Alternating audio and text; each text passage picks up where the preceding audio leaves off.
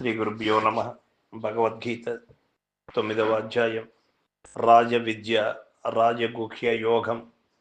ఈవేళ మనం మొదటి శ్లోకాన్ని భక్తి శ్రద్ధలతో పరిశీలన చేసుకుందాం. భగవానుడు ఏం చెప్తూ ఉన్నాడో గ్రహిస్తాం. ఇదం తు తే గుహ్యతమం ప్రవక్ష్యామ్యనసూచవే జ్ఞానం విజ్ఞానసహితం యజ్ఞాత్వా మోక్ష్యసే అశుభాత్. భగవానుడు చెబుతూ ఉన్నాడు, విద్యలలోకెల్లా శ్రేష్టమైనదియో అతి రహస్యమైనదియో నాకు బ్రహ్మ విద్యను అనుభవపూర్వకముగా భగవానుడు తెలియచేస్తూ ఉన్నాడు అర్జునుల వారికి. గుహ్యతమం అని చెప్పుట వలన ఈ బోధ రహస్యముల యొక్క పరాకాష్ఠను సూచించుచున్నది. బ్రహ్మోపదేశము సామాన్యముగా అధికారియగు మనుజునకి కావ్యింపబడుతున్నది, కానీ దానిని అధికారి కానివాడికి ఎవరు గురు సాంప్రదాయములు దానిని వినుటకు కూడా యోగ్యత అవసరము ఉన్నది అని భగవానుడు ఇక్కడ చెబుతూ ఉన్నాడు.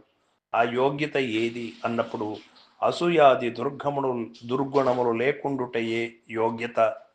ఈ యొక్క బ్రహ్మ విద్యను వినడానికి ముందు మనిషిలో ఉన్నటువంటి అసూయ దుర్గమును, ఆ యొక్క దుర్గుణములను తొలగించుకున్నటువంటి వ్యక్తి దుర్గుణ రహితుడైనటువంటి వాడు, సద్గుణములు కలిగినటువంటి వాడు ఈ యొక్క బ్రహ్మ విద్య వినడానికి అర్హత సంపాదించుకోవాలి. ఆ యొక్క అర్హత అర్జునుల వారు సంపాదించుకున్నారు. కావునని అర్జునుని శ్రీకృష్ణ పరమాత్మ అనసూయవే అని వర్ణించి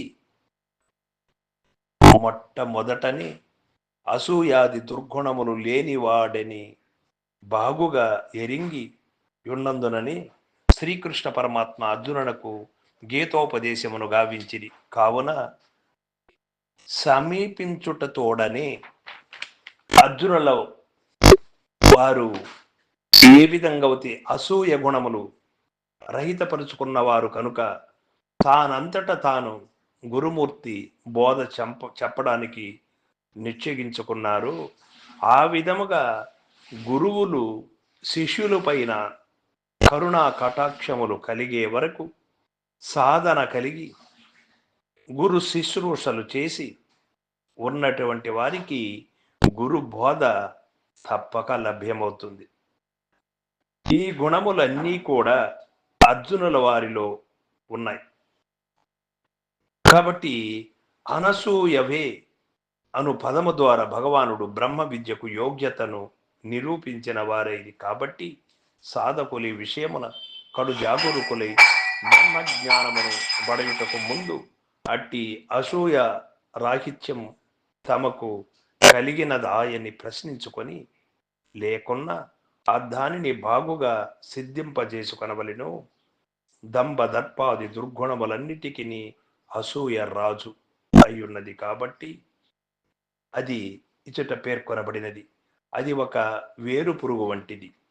చీడ పురుగు అయితే ఆకులునే చెరుసును గాని వేరు పురుగు అయితే వృక్షానికి నాశము కాగలదు.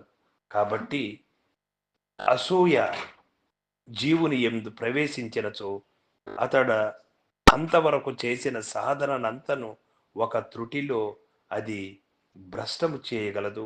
కనుకని పరమార్థ రంగమున ఎంతయో సాధన చేసిన వారు కూడా ఒక్కొక్కప్పుడు అసూయ రాక్షసికి బలి తమ సాధన సర్వస్వమును కోల్పోయి పతనమొందుతున్నారు. కాబట్టి భగవానుడు లోకులను ఈ అనసూయవే అనగా అసూయ రహితులు కావాలి అను పదము ద్వారా జాగరూకతులుగా ఉండవలెనని హెచ్చరిక చేసినారు.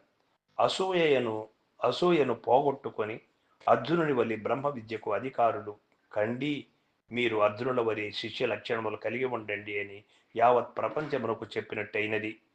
అర్హతను పొందిన వారికి సద్గురువులు అతి రహస్యములైన అంశములన్నిటినీ బహిర్గతము చేసి వైతురు. కాన ఈ కారణముననే వక్ష్యామి అని పలుకక ప్రవక్ష్యామి అని భగవానుడు పలికిరి. అనగా లెస్సగా చెప్పుచున్నాను అర్జున వినుము అని భావము మనకు తెలియబడుతుంది. ఈ ప్రీతి గురువగు శ్రీకృష్ణునకేలా కలిగెను అన్నప్పుడు అర్జునుని యందు అసూయ లేదు కనుక శ్రీకృష్ణ పరమాత్మకి అర్జునుల వారిపైన దయ కలిగినది. అందువలన సామాన్యముగా జనులు రహస్యములను ఎవరికి చెప్తారు? మిక్కిలి నమ్మకము కలిగి ఉన్న వారికే కదా రహస్యములు చెబుతారు.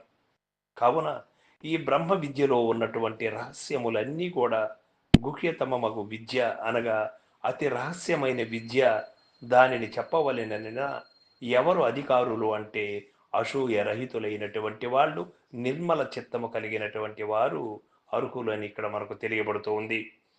విశ్వాస పాత్రుడై ఉండవలెను. ఆ విశ్వాసము శిష్యుని హృదయ నైర్మల్యమును చూచి గురువునకు నమ్మకము కలుగుతుంది. విజ్ఞాన సహితముగు నీకు జ్ఞానమును బోధించుచున్నాను. విజ్ఞాన సహితముగా నీకు నేను జ్ఞానాన్ని బోధించుచున్నాను అని శ్రీకృష్ణమూర్తి వచించుటలో ఒక విశేషము కలదు. శాస్త్రములో జ్ఞానమని విజ్ఞానమని రెండు కలవు. జ్ఞానమనగా శాస్త్రజన్య జ్ఞానము, పరోక్ష జ్ఞానము. విజ్ఞానమనగా అనుభవ జ్ఞానము, అపరోక్ష జ్ఞానము. బోధ అనుష్ఠాన రూపముగా పరిణమించినప్పుడే పూర్ణ ఫలితమును కలుగజేయును కనుకని గీతయందు జ్ఞాన బోధతో తృప్తి నొందక శ్రీకృష్ణమూర్తి విజ్ఞానమును కూడా నీకు లెస్సగా నేను బోధిస్తూ ఉన్నాను అర్జున అని చెప్పడం జరిగింది.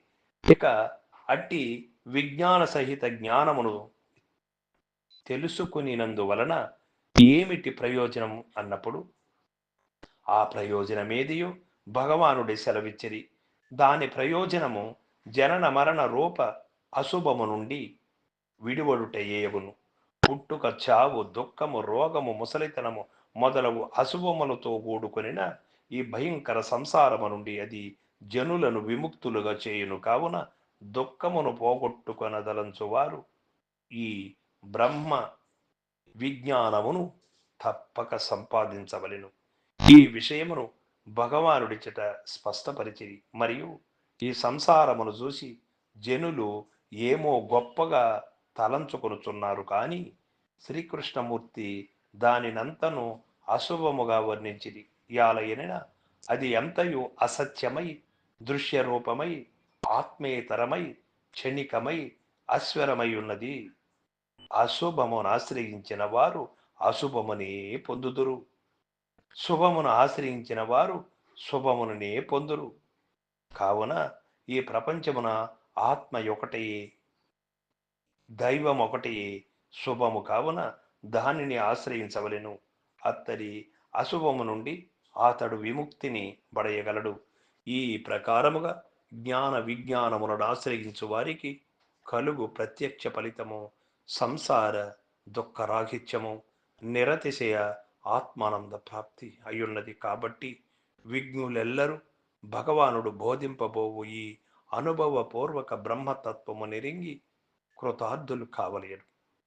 బ్రహ్మ విద్య ఎట్టిది అన్నప్పుడు విద్యలలో కొల్ల శ్రేష్టమైనది, అతి రహస్యమైనది బ్రహ్మ విద్య అని మనం తెలుసుకోవాలంటుంటుంది. అది ఎవరికి బోధింపబడును?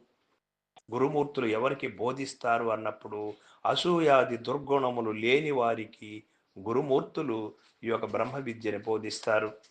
బ్రహ్మ విద్యకు అర్హత ఏమి అన్నప్పుడు హృదయ శుద్ధి, అసూయాది దుర్గుణ రాహిత్యము. మనుజుడు కడతేరవలెనన్న దేనిని తెలుసుకొనవలెను అనే ప్రశ్న మొదలైనప్పుడు జ్ఞానమును విజ్ఞానమును కూడా అన్నగా అనుభవ జ్ఞానమును సంపాదించుకోవాలి.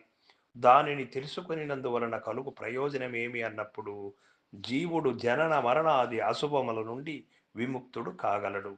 ఈ సంసారం ఎట్టిది అన్నప్పుడు అశుభ రూపమైనది ఈ సంసారము. దాని నుండి తప్పించుకొనుటకు ఉపాయమేమి అంటే అనుభవపూర్వకముగా బ్రహ్మజ్ఞానమునందుటయే ఉపాయము.